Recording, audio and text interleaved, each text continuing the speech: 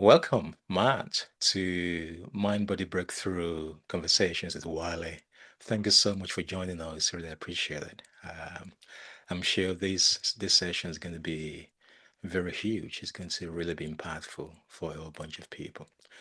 Um, just to get you started, when people hear elite MMA fighter, what assumptions do you think they often make about strength, about resilience?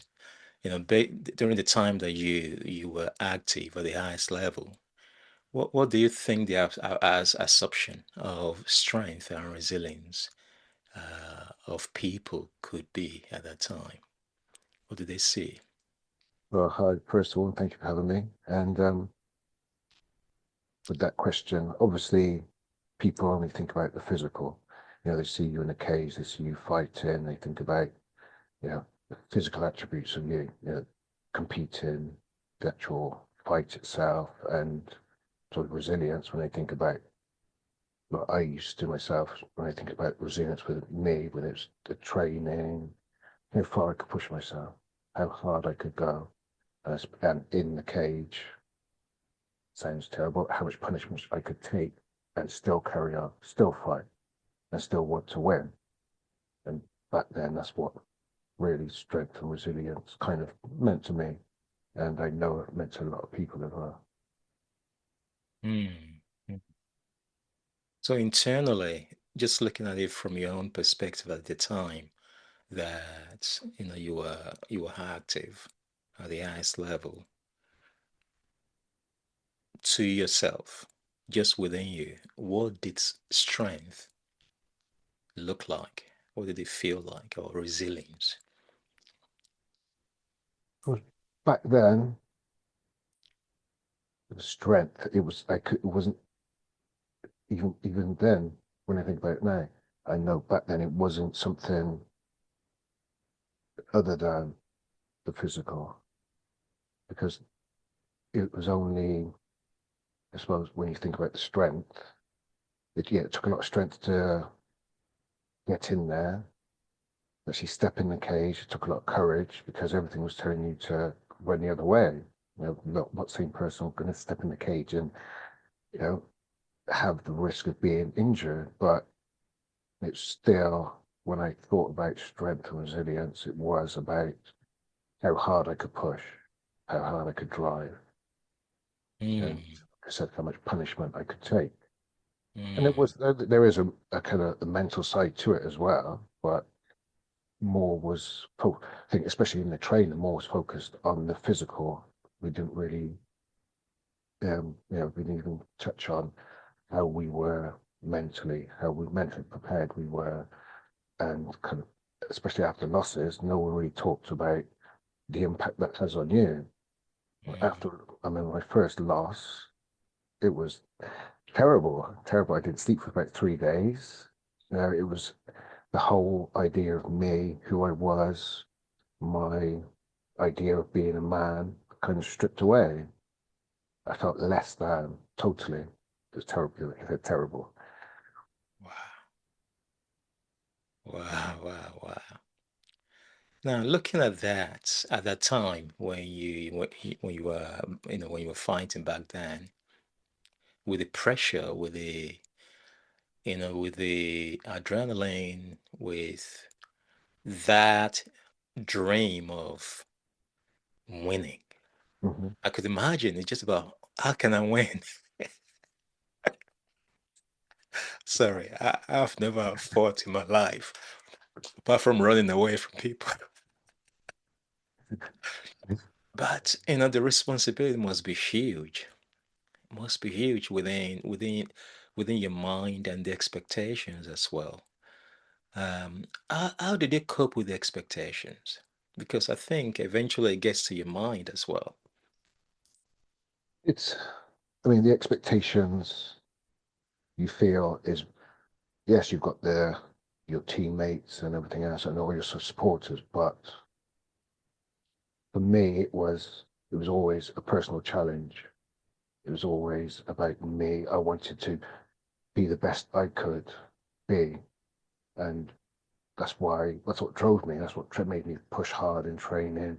That's what made me take fights I really shouldn't have, short notice and everything else, and just because I wanted to be the best, and that was the drive. mm, mm, mm. That's interesting. Just thinking right now, when you were fighting, Hmm. was there a part of you that was hidden from other people?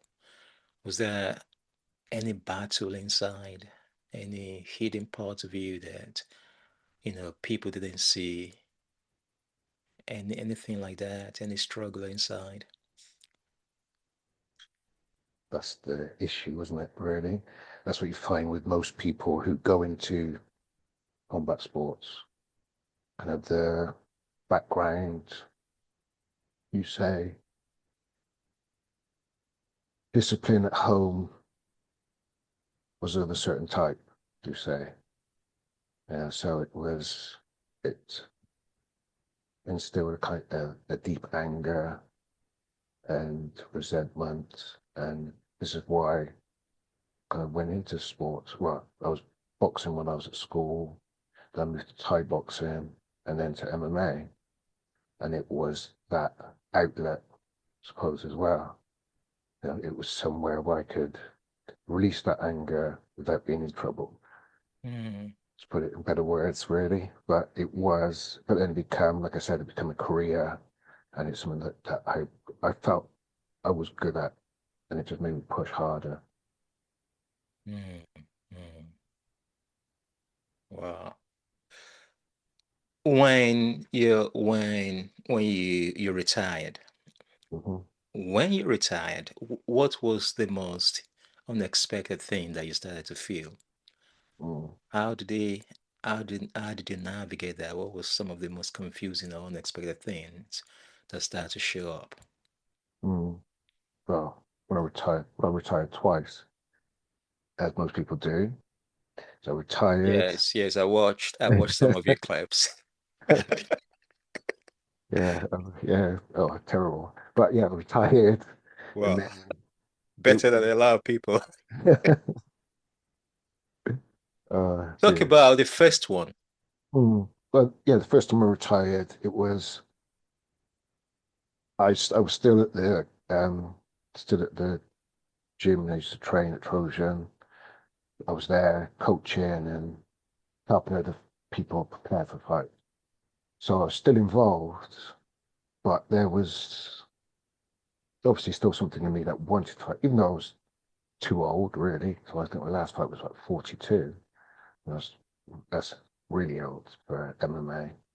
But there's still that in me that wanted to fight. And when I had retired, so that loss of identity, that loss of what I felt was acceptance from other people, Hmm, I felt it had gone. So an opportunity arose to step back in. So of course I jumped at it. And yeah, went back in, had a few more fights, but obviously it was hard because I wanted to be in there, but the drive wasn't the same. hmm, You know, the need to win, the want to win wasn't as it wasn't as strong as it used to be. It hmm, was just more about the experience of being in there and going through the routine of it all again, I think, more so. Which hmm, which was strange. It was strange for me. Because when I was training, it was like I want to win, I want to win. But as soon as I got in there, it was just get into a bad position. It wasn't the same desire to push through it and to just to win. It was strange, very strange. wow. Yeah, I'm just trying to imagine that. It's not something I could. Was it like it was not something I could properly get, if you know what I mean? Is it like when professional footballers they've gone past the peak and they usually say, well, the legs have gone. Mm, Maybe it's not the legs, maybe it's that it doesn't feel the same anymore. yeah, yeah. Body was. It still isn't in great shape. My knees have gone and everything else. I've got partial meniscus in both knees, been taken out and everything else. But yeah, apart from the physical, it is the mental side as well. It was, like I said, it was the desire to be in there. I still had that drive to be in there, to train hard, to get in there and fight. But when I was in there, it just felt, I just felt numb. There wasn't the same feeling. You know, like I Hmm. said, get caught in bad positions and I'd just be, oh, yeah, whatever. It doesn't really matter. It was just totally opposite to how I used to be. I used to fight through everything. I'd be in the worst positions, get caught in submissions and fight out of them and just keep going and keep going. Be in pain and still going, cuts and still going. And, Wow. you know, but yeah, everything changed. Wow. Wow. You did mention, identity loss, Mhm. and especially after the second retirement. How did it feel like? How did you navigate that transition? And Mm. what were some of the most emotions that you felt? Yeah, the second retirement was, yes, it was a struggle to say the least. You know, it was, I didn't handle it. When you said, how did I handle it? I didn't. I would, for months, it was just real heavy feeling, heavy sadness about the loss of the sport and I suppose who I felt I was in that. And what was it? Like I said, about after a couple of months of that, I remember being in the kitchen cooking and I say for no reason, I would find myself sat on the floor crying hysterically. You know, and that happened a few times. I just didn't know why. It was just come out of nowhere. Hmm. And I just fell apart, totally fell apart. Like couldn't just couldn't figure out why, what was going on. I just felt the sadness, but it wasn't to that. I didn't think it was to that level where I was depressed or anything like that. But like I said, I fell apart, literally.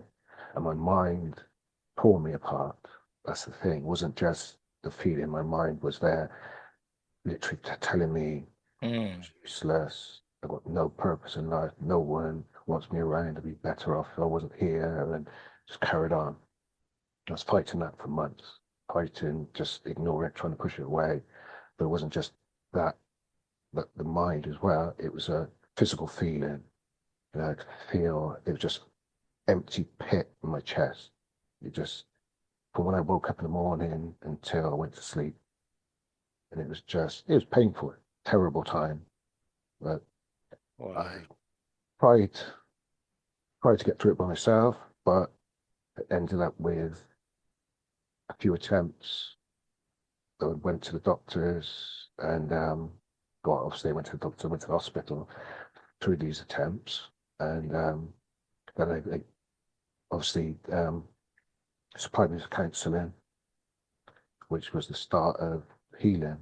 Hmm. Hmm. Wow. Wow. Just to explore what you said about it's not just mental, it's physical as well. What are some of the physical aspects of that sense of, I suppose, overwhelming grief that is just coming Mm. upon you without any verbal narrative or explanation to it? So, what are some of the physical ones that you got scared about? Do you have any recollection of any like bodily symptoms or that are just too confusing to put to words? Mm. No, besides they said that just that hollow pit feeling in the chest, and that it's just that, and it's just painful as well with it.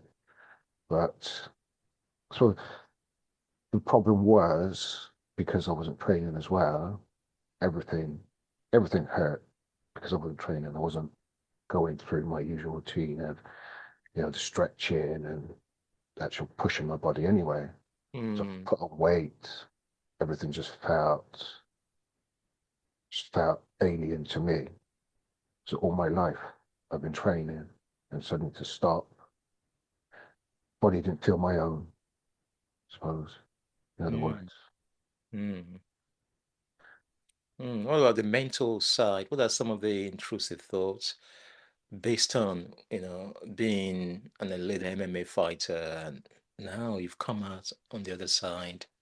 There's that void. What are some of the negative thinking that you could remember? Because I'm sure there'll be some people out there who are navigating transitions, thinking, am I the only one thinking about this or thinking like this or something like that?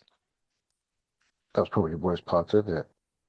You don't realize how dangerous your own mind can be to you. Mm, mm, Because it pulled me apart. It was about how useless I am. I'm mm, not good enough for anything. Nobody wants me around. What is the point of me being here? I'm no longer a man. Nobody respects me. Nobody likes me. mm, And it's just, literally, it was just constant. What is the point? And it was, those thoughts go around, around. And usually when you're trying to process something, thought come in, you can deal with it, it goes back out. This one thought come in, that'll be going on, next thought come in, joining it, and the next one, and just be all of them spiraling around, one after the other, one after the other. mm. It was just relentless and just totally out of control. Wow, wow. So you did mention counseling, just transitioning to how you managed to deal with some of these things. So what role did counseling play? Of course, not as a quick fix, but as a process. Mm. But I suppose like most people, if I'm honest, when I first started, I thought, what good is sitting there talking to someone going to do? It's not going to help.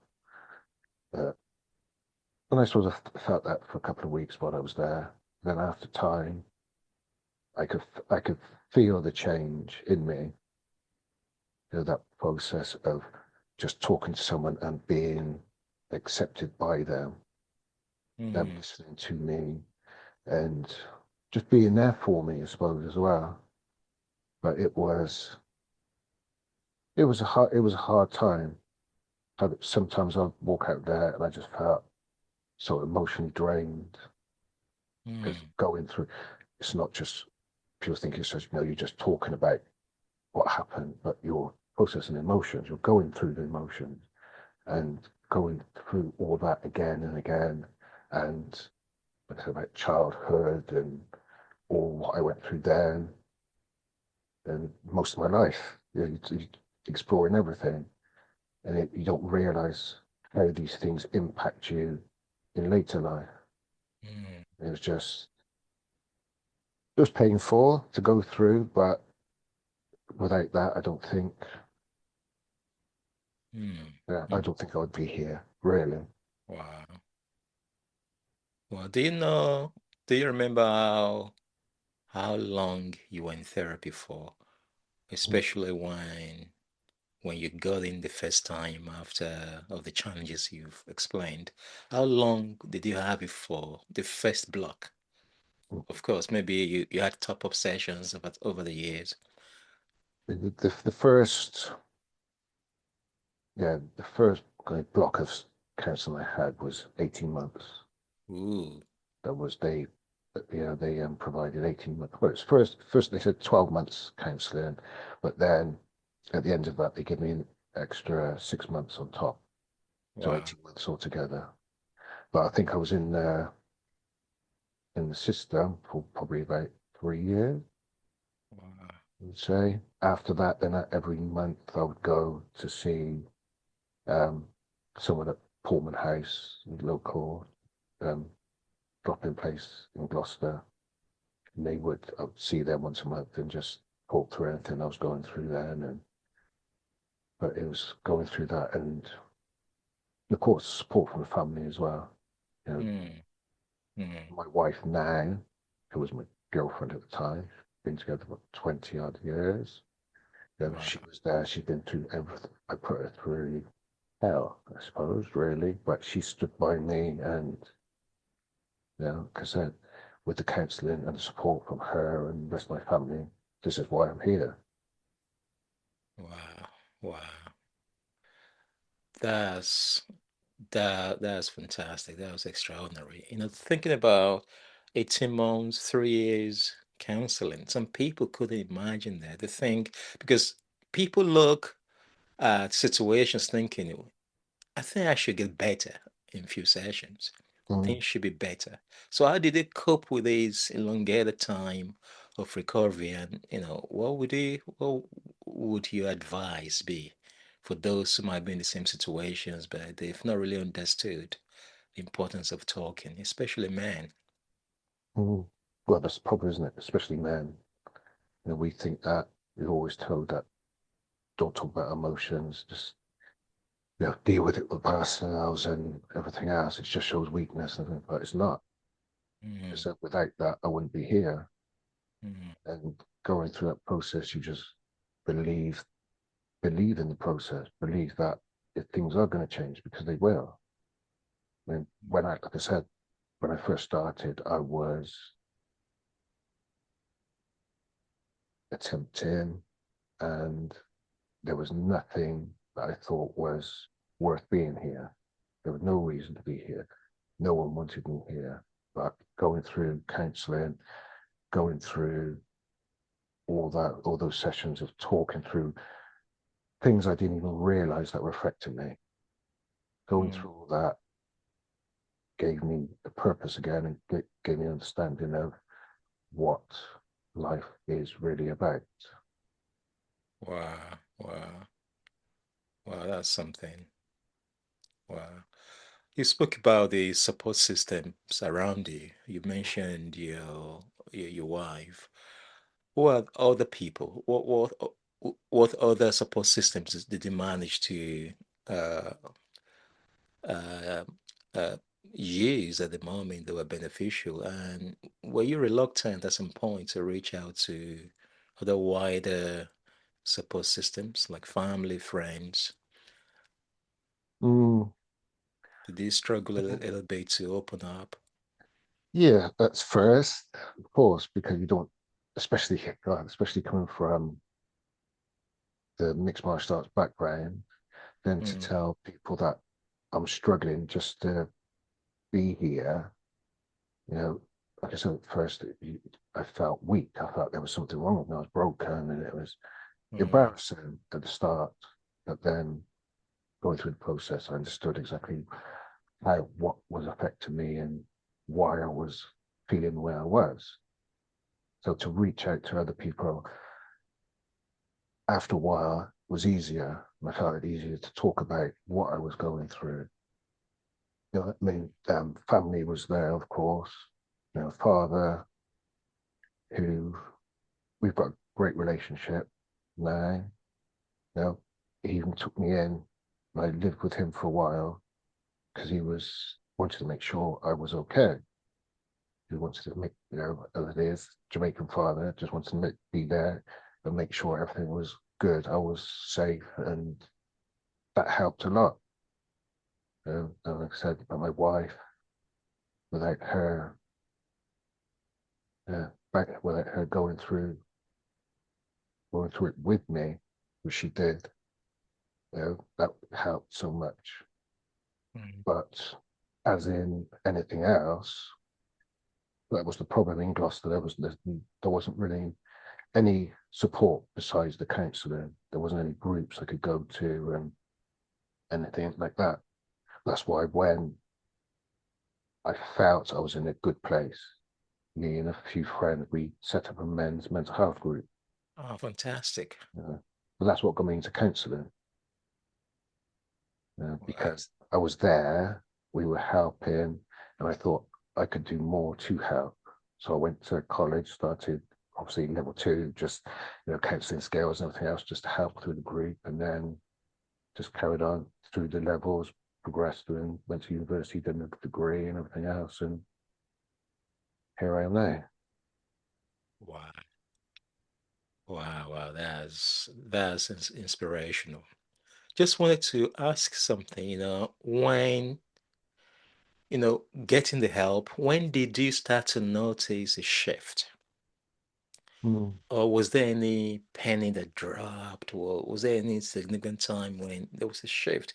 Or was it a gradual process for you in terms of, being able to form a new identity, being able to move on from the previous life? Mm. I think for me it was definitely gradual. So, Mm, you know, I'll go through sessions and unpacking so much things, so much trauma and everything else from the past, which I didn't even, like I said, didn't even realize it was impacting me. mm, I just thought it was just about the retirement and how I felt about myself, who I was in the world now. But it was a lot of traumas, everything out we were unpacking. So it took a long time. And so it felt gradual, but there was a time when any stressful situations, any adversities I was going through, it'd be my go-to. The default was, I don't want to be here. mm. This isn't for me. I don't. There's no point being here. But then that slowed down and totally stopped. It wasn't until then it was like, oh my god, the last time I actually felt anything like that, I can only remember. It got to that point, and it was just wasn't until then everything I felt everything changed, because even though I felt good, I felt better whenever, like I said, whenever there was an adversity, that was the default. I'll go back to that, and then the feelings would come back again. But when that default stopped, that's when I, that's when I felt the complete change. Yeah, that's inspirational. That's good. I'm sure a whole bunch of people watching this, they will see the trajectory there. There's no magic bullet, Mm, no magic wand. It's like you actually did the work gradually over time, and you didn't quit. I'm sure there were ups and downs, as you've mentioned. Uh, Ups and downs is not the word. It was sometimes you felt, yes, great, I feel I'm progressing, I feel good, and then you just felt like you just fell down a huge pit and you're down at the bottom by yourself. There's no way of climbing back out again. And just ups and downs like that.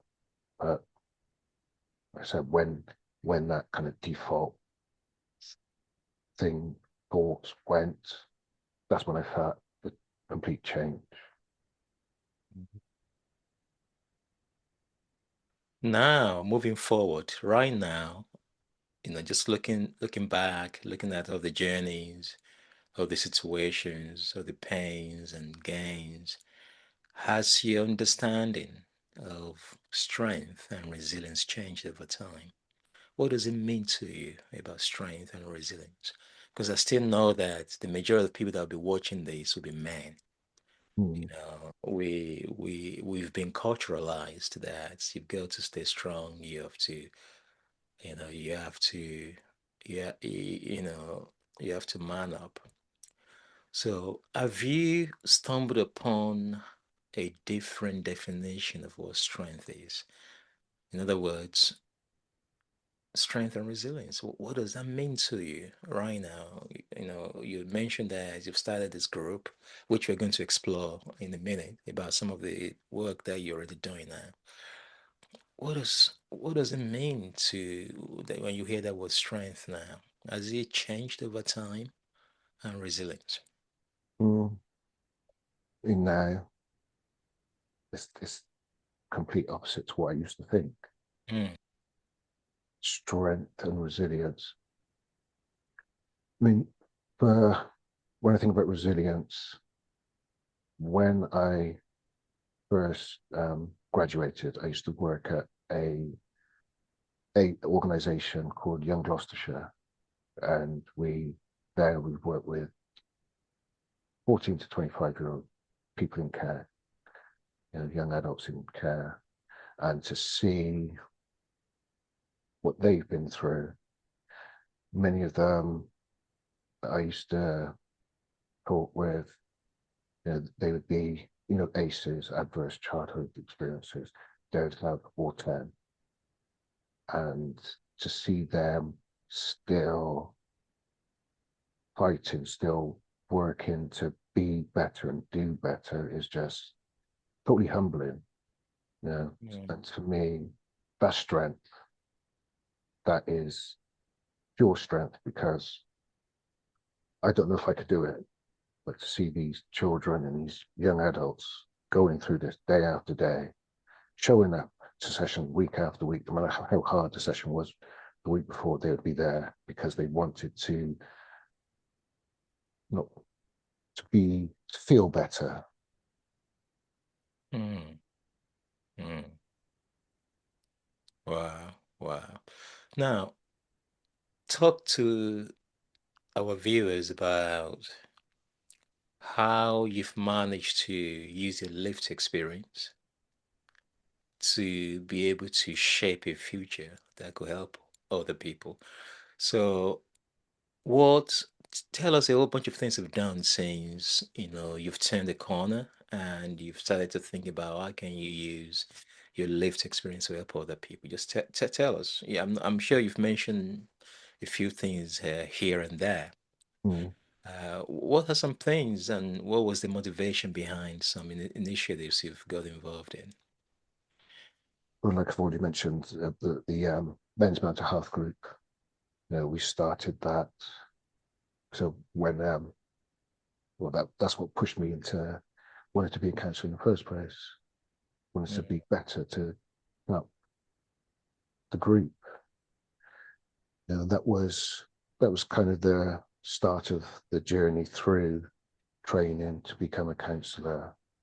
And then once I qualified, working at Young Gloucestershire, was there for what, 3 years, I think, something like that. That taught me a lot because, like I said, especially seeing how strong these young people are, and I could see how effective counselling and just being there talking to someone, how effective it is. Because if they can go through what they've been through, all the mm, abuse, some just unimaginable, and they're still there. And after the time with us, you can see the change. It's gradual going through months of talking, but you can see the change in them. mm, Yeah. But now I've started my own private practice up, and I'm there helping as many people as I can. You know, I offer service I do online or face to face, but the only motivation I have is just to help people. I understand how bad it is being there, and if I can help anybody out of that, just one person is good enough for me. I want to be there to help as many people as I can. mm. That's fantastic. Would you tell our viewers what the name of your practice is and how they can reach out? Um, Where but you're based as well? Of course, you do online as well, but where yeah, you're based, just in case some people in that vicinity might want to reach out and so on and so forth. okay, thanks.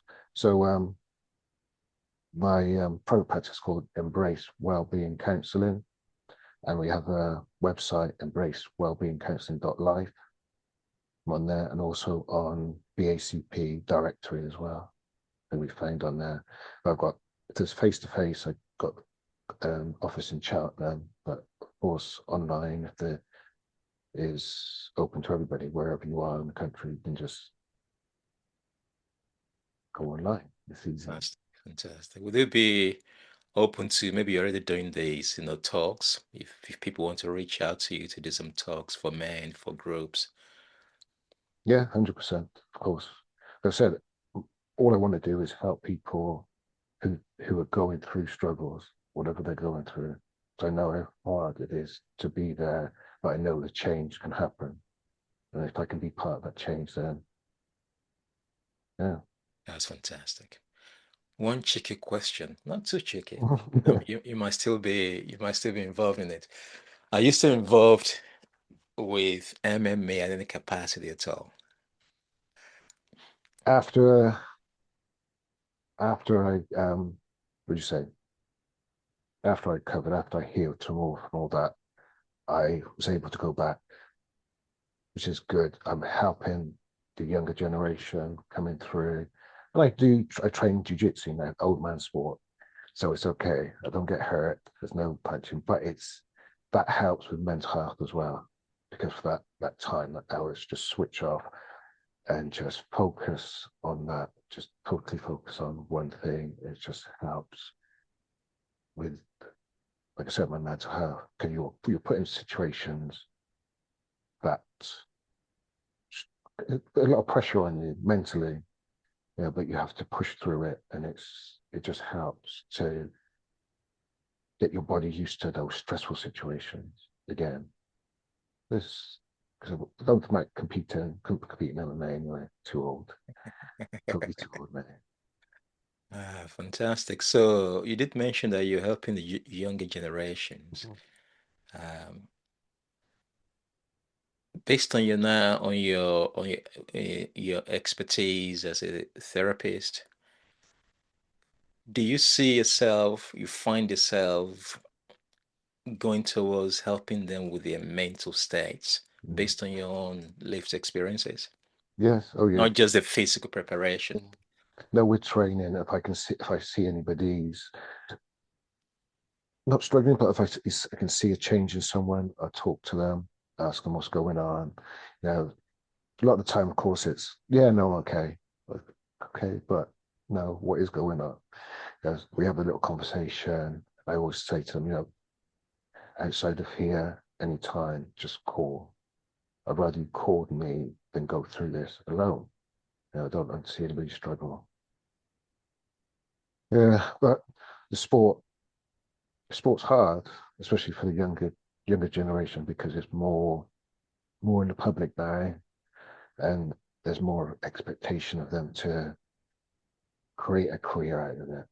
So they're pushed harder, and I said if I can be there to help them on both sides, mental and physical, then it's great. Wow, fantastic. Fantastic. As we get close to the end, I was just thinking a whole bunch of our viewers that'll be looking at this, watching this, and many of them will be saying that I should be coping a lot better, I should be strong.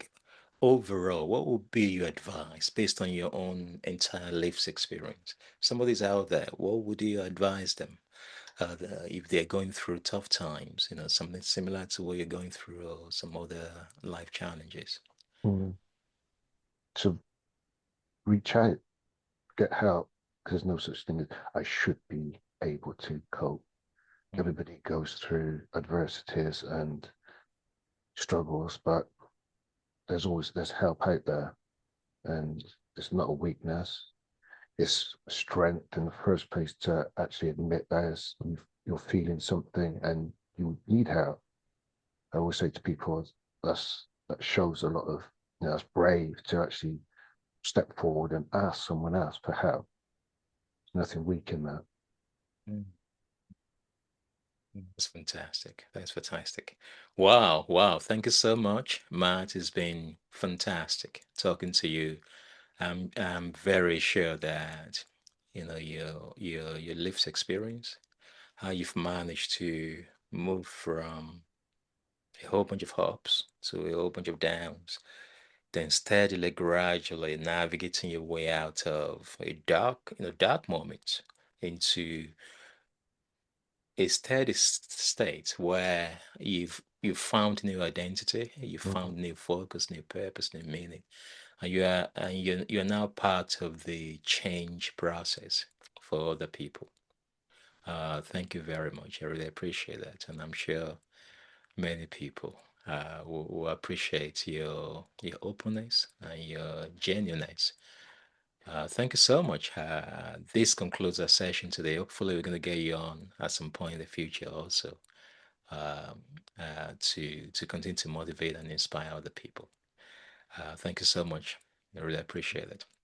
Thank you for giving me the opportunity. Thanks.